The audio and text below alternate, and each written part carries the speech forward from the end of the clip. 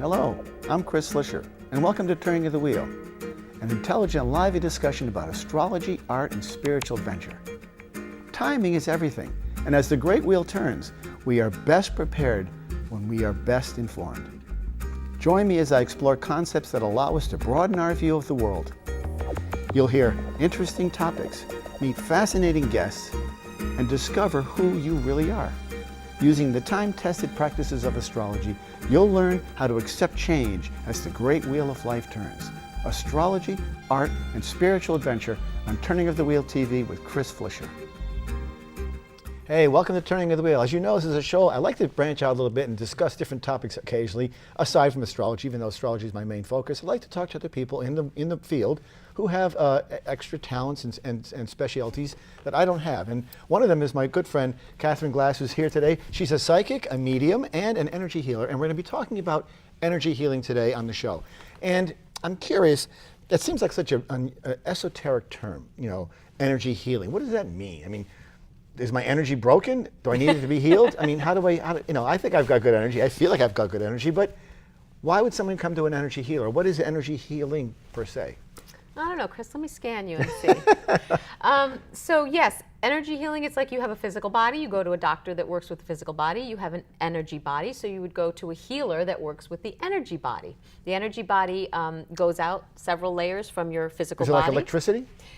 Yes, it's electricity, it's vibration, it's frequency, it's an aura is the name for it, and it has basically 7 layers and you can actually control your energy field. You can bring it in, you can expand it depending on how you're feeling, but you can actually consciously do it. We do that with divining rods. You can make them open and close. Yeah.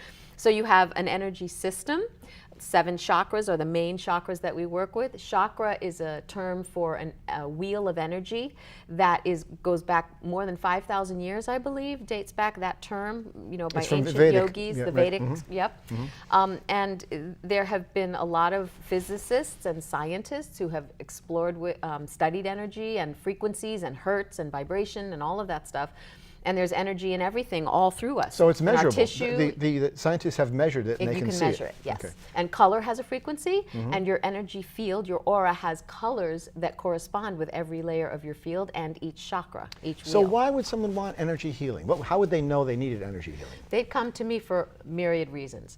Emotional reasons, depression, anxiety, stress, sleeplessness, insomnia. They might come for pain, low back pain, abdominal pain, you know, any kind of part of the body that hurts, headaches. So it can be physical ailments as well as emotional ailments. Yes. But predominantly, I think it would be emotional, right? Or having to do with it's both, because what happens in the levels of the auric field, Chris, you start out with the 7th layer of your field, what it's called like your belief system, and very slowly, gradually, due to blocks in the energy flow of the energy body, when those blocks aren't addressed, they build and build until it somatizes and can contribute to, I don't know if it will necessarily always create, my training says it creates it, but will create an illness on the physical level. Because of the disconnect. The blocked flow of energy. Yeah. So how would someone know they were blocked? They would feel pretty yucky, okay. sluggish or disconnected, just not in flow, you know, not good. But supposing somebody's been like this since birth, they would never know. How would they know? They'd have to go and sort of you have to get a baseline of some sort to say, okay, yes, you are blocked in this regard. How would that be? How would that work? The energy is constantly changing and moving in our human experience, but you make a really good point, because an infant comes into life pure, wide awake, unencumbered, really. And it's our ambiance or our situation, our home, you know, situation that we're born into, with whatever's going on, the environment that contributes to what can make those blocks. In fact, it's one of the first things we learn in the first year of training that I took at the Barbara Brennan School. They talk about the baby is born and everything's wide open and full and loving, and then the parents are like angry or busy or don't have time, and the baby gets that impression and understands, oh, I better be good, I better not do this, or I better not do that, because I gotta get loved, I gotta survive here. It's like an unconscious knowing of the organism of the energy, and they shut in and they start to create blocked energy. Right. So do you think that people, when they're born, that they come into the world, I'm of the opinion that they come preloaded. In other words, like you would buy a computer system. You get a computer system with an operating system on it. People come, and this is what you've discovered through astrology. You can see different aspects of the chart, what that person may be, what their propensity is, what their abilities are, what their talents are. So there's a certain amount of that comes with them. And so they enter into the world as this cheerful, loving, bubbly baby or whatever they are, hopefully, and then their environment can change that based on what they're because they hit up against the stress or the forgetting of the parents. But isn't that true for everybody? Don't we all have these problems? Yes, we are born to be wounded, Yeah. and we are born to follow that path of, if we choose to heal those wounds and become more fully who we are meant to be in our true, authentic, healed state. So you think we're born wounded? I do, or get there pretty quickly after birth, because Right. this environment, this earth life, is much more dense than the realm of spirit where we originate. So you think that we come from. that life is a veil of tears? Are we enter into the world with a sort of this sense of no, I think it's a veil of joy and tears. It's a tapestry of experience. But do you think living on the earthly plane Yeah. is where the trouble comes in? Because Well, it's yes, because and this plane, I mean, we can get out there. I believe in lots of different. I think there are lots of planetary systems and dimensions where life exists. But on the Earth plane, you know, even the Vedic scriptures, which are like 5,000 years old, talk about this is the middle plane, the middle planet, where it's the best place to evolve and to become enlightened and understand the meaning of life. And that There's has to be something self-directed. because of the lessons and the density here and the emotional body. That's the main thing, is that Earth life, you have emotions, and in other places sometimes that's not as accessible, apparently, from what I've read and heard. Emotions aren't as accessible, so that's a uniquely human characteristic. It's a great way but to learn we also fast. see that, and we see dogs have personalities and emotions. They can be Yeah. angry and they can be happy, and But they're on the Earth plane too. they're on the Earth plane. In that capacity, you're thinking about people coming in and having this, you know, I guess everybody would need energy healing of some sort, because they've all have incidences in their life. Nothing is a perfect chapter. I mean, you know, people have good lives, yes, but there's always going to be fraught with some hardship. Insecurities, fears, doubts, stress, nervousness. But I think that's all part of it. I mean, there's Flow. going to be easy things in life and there's going to be difficult things in life. I think Yes. we are a composite of both, and astrology would point to that with the squares and the trines. But you get this stuff, and you see these as challenges that you have to overcome. And so what you're saying, what you do in your case, is you provide tools or exercises for them to sort of release those energy blocks. Now, how would you define an energy block? That's an interesting thing, because I just think of it like a wall. You can't get beyond that wall. You can't have that discussion with your husband, or you can't have the discussion with your wife, because you just can't go there. Okay, so that would go, if you followed that sense of I can't go there back, it really isn't about your wife at all, or your husband. It's about you and whatever you experienced in the past that you're still holding. Yes, I sound like a therapist talking about your psyche, but it's actually energetic. There's an inherent shutdown or fear. That's what a blocked energy feels like. If you were to consciously pursue exploration of that block by seeing a healer, or even sitting with yourself and getting really quiet and placing your hands on, say, your belly or your heart where the block might be. Sorry, I probably messed with the microphone. A trained healer will know how to perceive what's going on there and they feed can it guide back you. to you and tell you. I'm seeing either I'm seeing a color or a density of matter or mass or something, or I'm seeing a scene where you're a very young child and you didn't finish your dinner and you got yelled at and sent to your room because you didn't clean your plate, and that gets stuffed. That's an experience of emotion. And over time, you block your truth. The little kid didn't say, no, I don't want to eat it. So those are things that are set very early in life. These are impressions that are made, because I think when we're children, we mirror our parents. So that's all we have to go by, is what we watch what they're doing. Generationally, the wounds get passed down. And then they get suppressed, and they could be a very simple thing, but it's a lingering memory that sort of festers. And it's patterns. And it grows. Yes. And then you have to get rid of that. That is sort of, I mean, and I guess the end result would be someone who sort of was able to clear that. Do people actually, are they able to clear all their energy blocks and become free? Enlightened? Yes and no, because what I've experienced, what happens is when you go to a healer and you have a full healing, first of all, what a healing actually does, you actually lay hands on the body, starting with the feet and working up the legs. You're in your clothes. It's not like a massage. And the energy from my palms that comes from the universal energy field through my vehicle, I facilitate energy for that person, and I work with their energy field, and their own inner intelligence of their energy field works with my help to click in and to start working and moving the blocks. And you go from the feet to the head. And working your way through the chakras. Yes, you're working your way through, but then a healer will go back to the chakra that they're drawn to the most. It might be a block in the throat, for example, and that person has an inability not only to speak their truth, but to receive real nourishment either physical So food it's a two-way, nourishment it's a two-way. or compliments or love or whatever, or Okay. communication. And it could be an issue they're working on for a period of time. It may be an instant amazing shift, and it may take time, because what happens, you get one or two chakras really balanced and humming, or you get them all humming at the end of a healing, and the person feels amazing and expanded and peaceful. Then they go back into life, and about a week later, they're so open and everything's humming, they're not used to that. So a couple of the chakras will start to shut down to compensate for the ones that are now newly opened that weren't open for so long. Oh, so they develop new? You're right, right. So they might say now they've opened their heart and they feel very vulnerable, so now they're going to shut down their solar plexus, which is the power chakra. They're used to coming from their power and their will, and they'll be assertive like this, but now they've had their heart opened, so they feel vulnerable, so now they're going to shut down. How would someone know that? How would someone know that they were shut down in some area? They might not until they go and get evaluated, or So you sort of do an evaluation. Like, they might come to me and say, you know, Katherine, I have job interviews, and I'm just, for some reason, I'm not hitting the mark. I keep choking in the interview, and I don't know why. I feel like I'm confident. I feel that I'm delivering well. I feel I know what to say, but there's something in me that is really deeply disturbing me, and I don't know what it is. It's maybe a fear or a deep insecurity or a low self-esteem, and we would get to that issue energetically in a healing session. And of course, I imagine that situation could change based on the person you're dealing with. I mean, you may have times when you may go to a job interview and totally ace it, because you got a chemistry with the person on the other end who's interviewing. Well, then there's your line of work that comes into it. What were the planets doing? What's in the karma of the person's chart? That's why I believe in a team of healers for everyone. In an ideal world, we all have a team of healers. We have a great MD, we have a great holistic doctor, we've got a great energy healer, a great spiritual counselor, and a great astrologer. And you have all that, and you work in concert with each other. Yes, and I often send my clients to other practitioners. I just went down. It's funny. What were you doing to me there? Did you send some energy healing my way? Yeah, just woo. It's interesting though. I'm fascinated by this because do people, are they consciously aware of their blockages, or these are just sort of personality traits? Often people come to me as a last resort. Oh. They've tried this, the other, therapy, physical stuff, and not working. And often, like Jonathan and I, my husband, you had him on the show. He does acupuncture, and he'll say, "You need to go see my wife. I've done what I can do.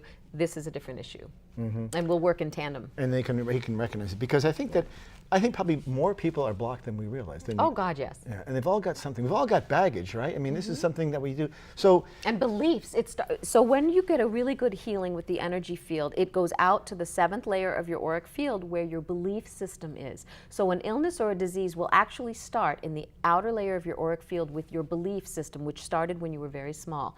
Life is hard, life isn't fair, there's not enough time, I don't have time to do everything I want to do, my dreams aren't going to come true, boom, and then it can create a real disturbance in the physical form and manifest as a disease. Right, so much of this I think would be a question of how willing a person is to accept what life is all about. I mean, you know, there's a great phrase from The Road Less Traveled. You know, the very first sentence in that book is, "Life is difficult," period. And life is difficult. So if we enter into life with this idea that life is difficult, all we can do is, if we know that's a given, as you said, we enter into this world, you know, and it's sort of a traumatic experience. You're coming out of this nice, warm, safe spot, and you're like, wow, here I am under these lights and everything else.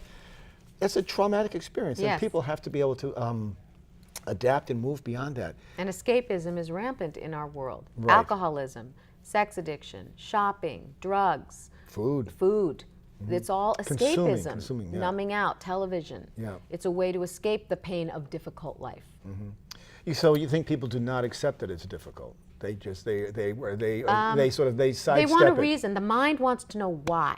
Why is this difficult? Why am I anxious? Why am I always hurting? Why am I sad? Why? And I think why just creates an endless loop of frustration. And people forget why. Just go in and receive and become and tune in and connect and become aware of your being as an energy. But that's easier said than done. Yeah, that's where the practitioners help.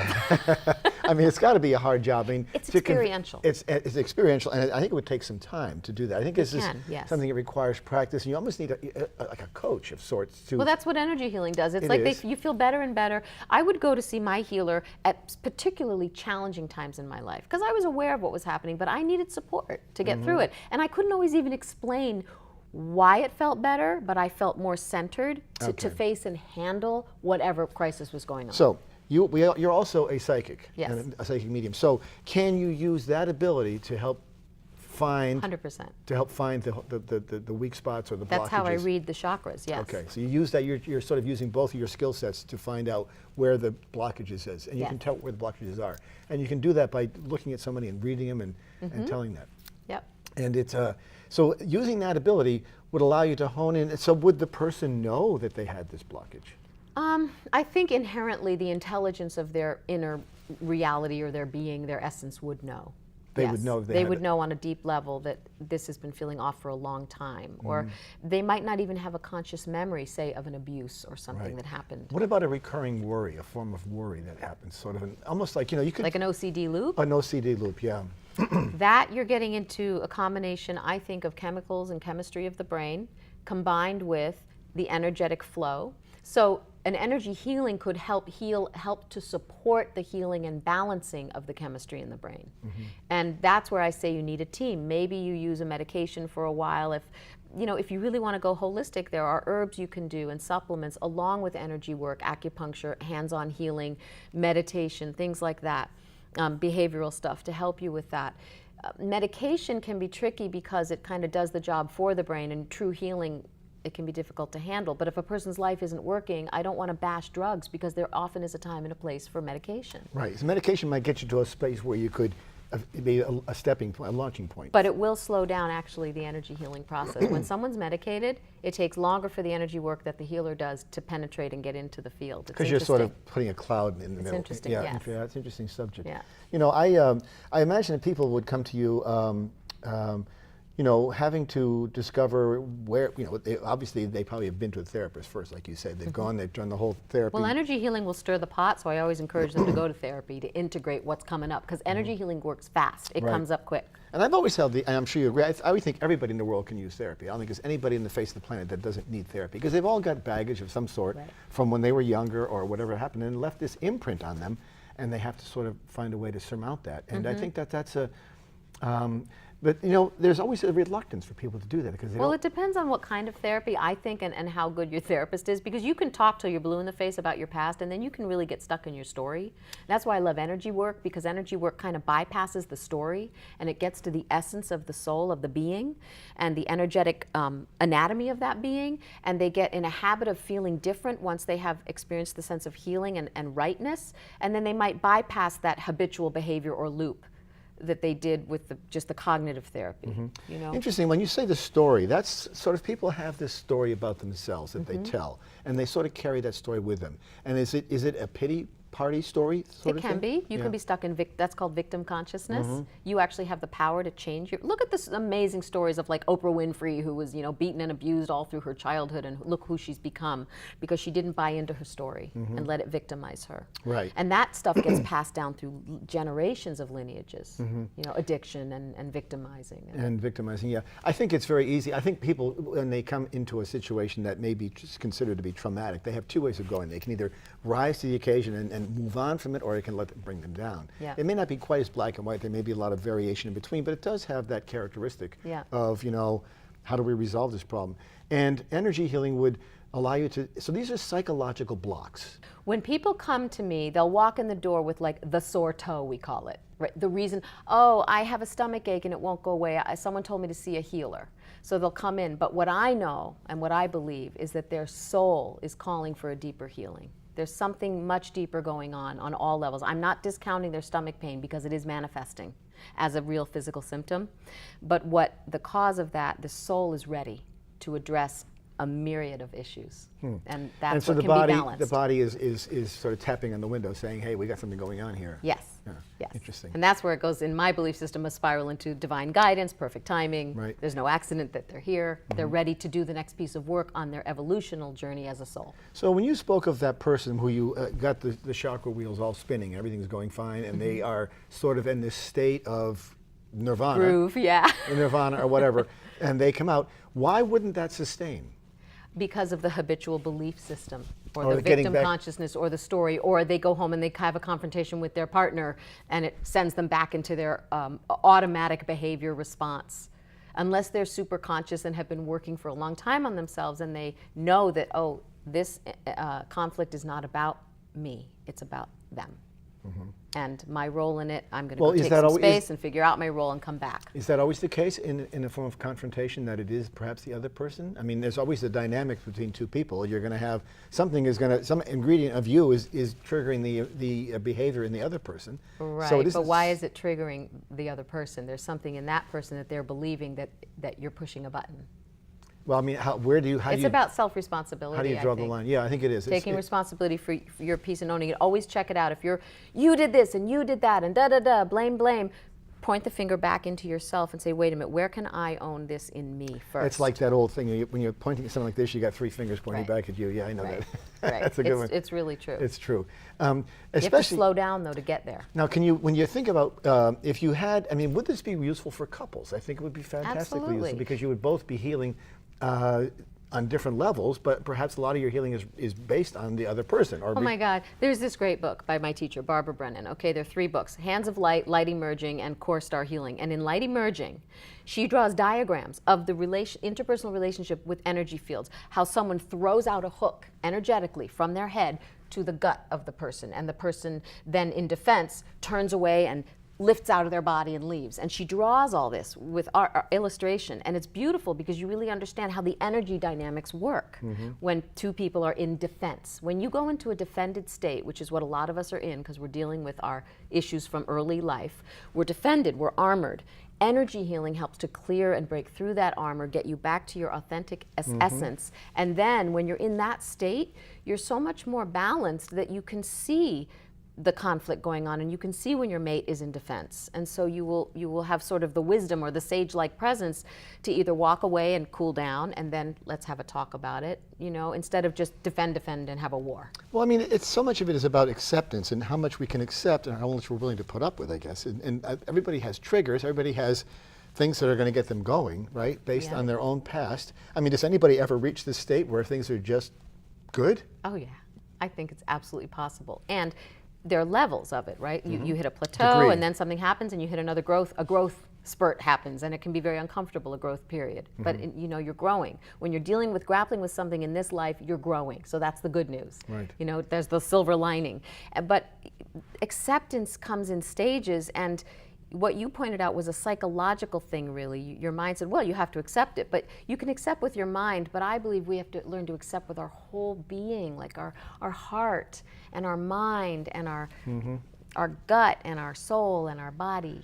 Yeah, I mean, and if you saw somebody who you thought was suffering, either based on their characteristics or on their behavior or their habits, say addiction or whatever, how would you you could see someone was in pain, how would you get them to that state? How would you convince them that they could use something like this? I'd start with trying to meet them where they are with compassion and empathy, and really hear them, and maybe the first time in their life they actually feel heard without a lot of telling them what to do or advice, just beingness, presence, being present energetically with another without a lot of words. That's the beauty of energy work, because it's not therapy with talking. It's silent, unless sometimes there's an emotion that will come, and I will gently guide them, through that. Right. And so the sort of person that comes to you, are they trying to work through a past experience in their lives typically? Usually. Yeah, something that happened that was traumatic at a certain point in time. Or I can't meet a mate. I just can't seem to find a partner. It never works out. What is going on with me? I've tried, therapy, I've tried this, I've tried that, I've done diets, I've done everything. What is it? And it's something about that person that is preventing them from having it? It can be a defense, it can be a block, a lack of trust or belief in letting anyone in. It can be a low self-esteem thing. It can be a projection of father onto that person, but they didn't hit it in talk therapy. It's deeper than that. It's on an energetic level. It could even be past life. I mean, this energy work gets into other eras of time. Right. And it doesn't really matter whether you believe in past life or not. If you do a hypnotherapy session, for example, and you go to the original time when you had this issue, because it's possible when you're under, you can just go there without fighting it, and you go through the scenario of healing that or addressing it, you come out and the issue, poof, disappears in your life, and you might meet that mate. It's fascinating, even if you don't believe in past life. By having that experience and reliving the emotions during the journey. So you have to go back into the thing that was damaging to you. Yeah. But you've got to discover. You go to the original suppose lifetime. you don't know what that is. You don't consciously. That's Right. where the hypnotherapy comes in. Okay, and so but you're under hypnosis. You can determine what's going on. And energy healing is sort of a hypnotic state. You get into a very sort of deep, peaceful, expanded state. Yeah. And it's interesting because I think that the value of it is, it's not really that tangible. I mean, people probably feel it differently. They probably feel good. And the thing, I guess, is once you've addressed the topic and once you've gotten to that, you've opened up that Pandora's box or whatever the problem was, how do you maintain that? I mean, how do you... That becomes the life practice, your spiritual practice. Looking at your thoughts and what you're believing, looking at how you're continuing these blocks and feeding them and remembering what it felt like to not have the block and coming back to center that way. And then also I give people tools, teach them how to put their hands on themselves. Here's one example. I'm going to do an example with you, a demonstration, okay?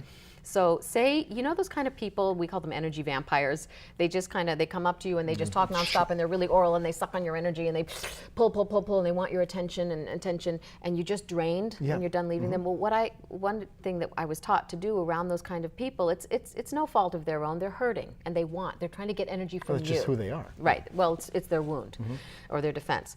So what you can do is never look directly or stand front to front with them. Always angle your body a little bit so they can't cord you into the solar plexus where the power energy is coming from. And just as you're talking to them, just gently place your hands on your solar plexus as you talk to them so they can't hook into you. And kind of don't hold eye contact directly for too long because they'll kind of be pulling your energy from you. Just sort of, just like see how I'm angled and I've got my hands here? Like if you have a family member at family gatherings that always is the one that comes and talks and never listens, for example. That's oral. Or it's that's sucking your energy. just argumentary. Right. That's sucking your energy. So you can just engage with them this way. And it drops the cord. They can't hook into you, so it falls. And then they walk away because they're not getting fed. Right. Yep. And so they don't get the response that they're looking for out of you. You're not getting the juice. You're not giving it in. Right. Yeah. There is a sort of that's an addiction in itself. When you think about people today and what they're faced with regard to the pace of our lives and history and everything else being much faster, as you said, there's got to be, every one of us has got to have this sort of block of some sort there, regardless of what it is. And I wonder why it's not more, why it's not addressed more by people. I guess, it's a good question. Traditional therapy is something you can only go so far with that. Right. There's only so much you can do. And the blocks move and change and evolve, particularly if we take the time to consciously explore, question, and address them. And that's the beauty of having healers in the world. Reiki is one way to work with energy healing. The Brennan healing science, which I practice, is beautiful, deep chakra work on many levels. There's reconnective healing, which is a wonderful thing by Dr. Eric Pearl. You can look into that. It's a wonderful frequency of healing that people do feel it. I mean, they don't really understand it, and I don't over-explain things. Some people want to really understand, but I don't want them to go into their head. I want them to receive the healing. You'll get lost in your head if you do that. Yeah, then you'll have more. I want them to receive you'll have more blocks than you need. You're probably putting more blocks than you want to remove. Yeah. Well, I think it's fascinating work. I think it has great merit. And your practice is where again? It's in Concord, Massachusetts, at the Healing Essence Center. And your website is? KatherineGlass.com or HealingEssenceCenter.com. And that's a great place to meet. And thank you so much for coming in today, Catherine. It's great to see you as always. Thanks, Chris. Thanks for having me.